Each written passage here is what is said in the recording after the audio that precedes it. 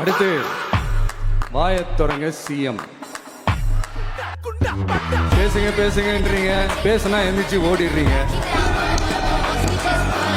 5 நிமிஷம் பேசுனதுக்கே குளத்தூர்ல கொத்து பரோட்டா போட்டாங்க. ஓட்டு ஓட்டு ஓட்டு ஓட்டு ஓட்டு ஓட்டு ஓட்டு ஓட்டு ஓடினே இருக்கிறாரு.